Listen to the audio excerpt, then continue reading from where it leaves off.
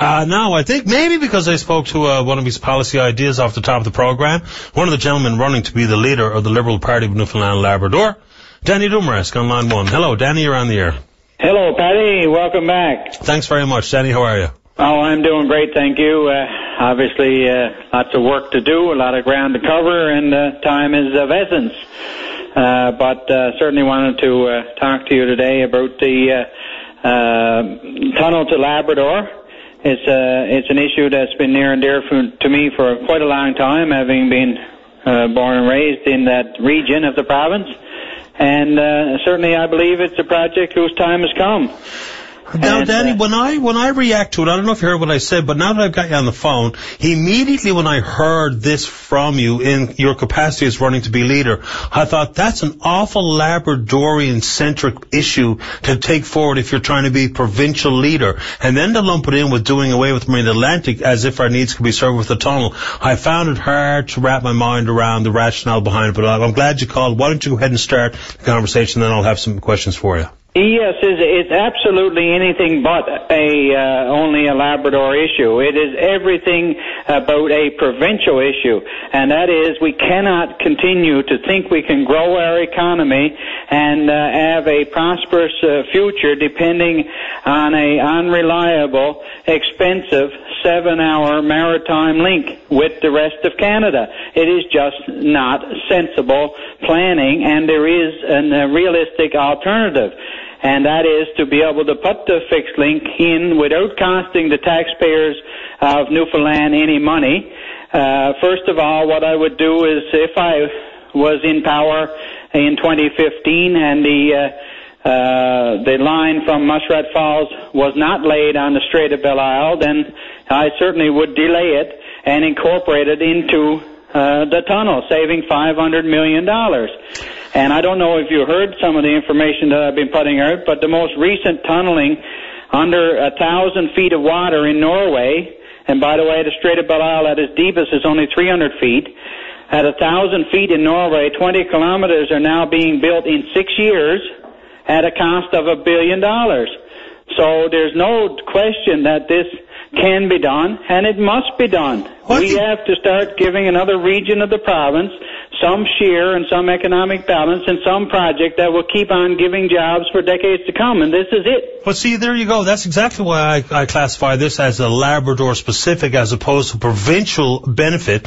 So if it creates jobs and has a link for the south coast of Labrador and attached to the island for the first time, which is maybe necessary, I'm not so sure, I've never been sold on the idea in the first place, but how does that benefit the province as a whole? It sounds like it's access for those on the south coast. Let me tell you specifically. Go ahead. I believe that there will be a doubling of the tourists to Newfoundland and Labrador, which is everybody from St. John's to every nook and cranny of this province. Right now, we are getting somewhere around 500,000 tourists visiting this province every year, and certainly you see them in Twillingate, and you see them in Arbor-Breton, and certainly in the great capital city. And if we can find a way, because I believe that the tunnel will mean a doubling of this number in very short order, similar to what happened in PEI when they put the fixed link and the bridge there. These extra 500,000 people will generate an additional $1 billion to the provincial economy, going in every restaurant, hotel, bed and breakfast, golf course, everything on the island of Newfoundland and Labrador. Well, see, I don't understand the rationale behind that thought process. So, Danny, you're saying that PEI, given its proximity to the massive population centres that it's close by, and the Confederation Bridge has made it easier and more palpable to go to PEI, how can you extend that to having to drive right the hell up through Quebec into the south coast of Labrador to drive into the province of the Newfoundland, the island of Newfoundland, and down through the northern peninsula, access all those great things you talked about, all the amenities and the ability to generate wealth? Yeah. Who thinks that someone from Boston, who is really on the fence whether or not they're going to expend the exorbitant cost of getting on Marine Atlantic to only have to go to North Sydney to come over, how the hell do we think they're going to drive all the way up to Labrador to come down through the northern peninsula? For me, it doesn't make any sense, and I don't think they'll do it. Paddy, what you said was excellent, but you're wrong. And this is why you're wrong. Because if you take the time on the distance that it would take from St. John's to Boston by going through the tunnel, you would be in Boston at least 7 hours quicker if you went through the tunnel than if you went through the ferry at Port of Bath, assuming that the ferry is online and on schedule, and of course it's very, very expensive. So we know that there's thousands upon thousands of people that are not coming to this province because they don't have the reliability in the ferry being there, and it's very expensive. And that's what I'm telling you. If you look at the distance. Oh, and I did, since you put it out, I actually did do the distance, and I went to the Google Earth maps, and I looked at the amenities and the existence. Well, of course, and you know as well as I do, we need the additional piece of highway to be built in Quebec, which I think would happen if there was a tunnel. So I'll watch that one away. Exactly. But the amenities available to drive from, say, Massachusetts, because we're using the Boston native. If they drive from Boston, make their way all the way through Nova Scotia, up into Cape Breton and North Sydney, they have passed through other opportunities to spend their vacation and tourism dollar, amenities along the way, as opposed to what would be an awful lot of stark, barren driving to try and convince them to come to wherever, even if they just wanted to go to Gross Mourne. I think it's just a stretch to think our tourism dollar, in your words, is doubled. I think that's outlandish to say that they will go all that way through the stark, barren. And no one can tell me they're going to put a golf course half the way up because there's an amenity required because there's tourism, rubber traffic. That's not how the world works, and you know that too. Well, so how can we justify that? I just don't get it. No, you don't get it because you're ignorant of what you're talking about, and that is the Quebec North Shore, for example. Yep. If you go down, I understand if you were going through the barrens of up to Fairmont and down through Churchill, there's a lot of barrens, but that's not what I'm talking about. If you go through the 138, which would certainly right now is being built as we speak and open into Casca right now. You have significant population centers in Arbre St. Pierre and in Sept, where you got lots of very interesting things in Bay Como. I mean, these are 40 and 50,000 people, communities or towns or cities in Newfoundland standards. Mm-hmm. And of course, you'll be within 10 hours, 11 hours, you'll be in Quebec City to be able to turn down through, then to go into New Brunswick and into the eastern seaboard, similar to what you would be doing if you had to go through Port of Bath. Well, we can debate the tourism piece all day long. Now, I have one position and you have another, and I accept that you think I'm ignorant to it. I think I'm pretty well versed in it. But let's say with the other industries that could benefit from it. People have tried to make the case in the past that there was real economic benefit based on industry alone, and forget tourism. Let me give the industry that I know best. And it's called fish.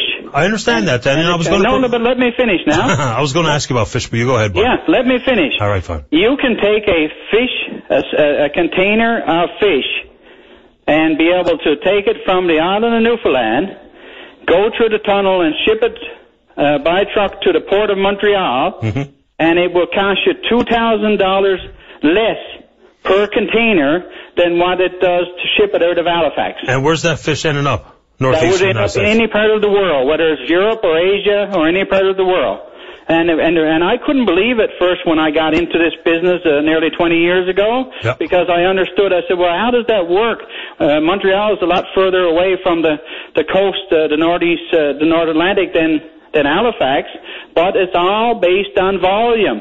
And because Montreal is the major eastern seaport of Canada, of course, you can go up there and you got ships that take 5,000 containers a week and don't have the weight around to get to 5,000, whereas if they were down in Halifax, they can only take 1,000. That's the kind of numbers that you're talking about. The trucking costs would be relatively the same, but the cost per container would be up to $2,000 cheaper if you could deliver it into Montreal as opposed to Halifax. So these are numbers that I know, and this is $1 billion industry of export alone, where we have thousands of containers. Well, it's not $1 billion worth of export, but that's a good example. It's why I sent you that direction, because I think there's a economic benefit for if and when we can deal with to maximize the wealth of natural resources of Labrador and the fishery. I agree with those two things in particular. But then, Danny, you're saying you'd renegotiate the terms of union to get a link and to shag Marine Atlantic. Are we not biting off our nose to spite our face? And how can we convince ourselves that we shouldn't be able to do better with the federal government on Marine Atlantic as opposed to doing away with it to build a very northern tunnel? No, Paddy, a boat is a boat is a boat, and we cannot we cannot plan an economy on 11-hour time, assuming everything is perfect. And you know, with global warming, and we've seen in recent years that more and more of our time is lost because the vessel cannot do it because of more frequent and high storms. You know, and this is going to continue, and it's going to continue to offset these vessels. And nothing wrong with the vessels, nothing wrong with the people that are trying to do this, but it's just climate change is the way it is, and we cannot continue to have this unreliability. That's what I'm telling you, and that's my baseline, is that the tunnel would give us 24 hours a day, total reliability. And do you know, Paddy, I listened to the caller just before I came on, that right now we are seeing upwards of a 20% extra cost built into the cost of our food, because it's coming through the marine Atlantic, and because there has to be a higher discount applied to it for spoilage, because we have had so many occurrences in recent years where food has to be turned around and dumped because of its good till date has expired because of the ferry. I mean, I've had times when I was in the fish business where I had up to 11 days that I had a truck in Port aux Basques and couldn't get over to Halifax. But if you had the tunnel there, you could go 24 hours a day and at 1/10 of the cost. Listen, some of the different industries' benefits for the tunnel, I do understand, and I've heard the fixed link conversation for a couple of decades now. Some of it I get, some of it I don't get, especially when it comes to doing away with Marine Atlantic to justify the tunnel, because I don't think you can have both and make your arguments hold water. But Danny, as usual, I've always enjoyed the conversation with you. The back and forth is always very, very enjoyable. I think it is for the listeners too. I'll let you summarize quickly because I'm late going to the break. Oh, thanks, Paddy, and I certainly understand, and I appreciate your challenging positions, and great fodder for me preparing for the debates with the other candidates. The invoice is in the mail. And you're a great coach on that one, and I certainly appreciate. No, you have extremely valid points, and there's more to it, like financing and other issues. But I've been to Norway, I've been through some of the tunnels, I've talked to the people in Quebec, talked to the people in other parts of the world.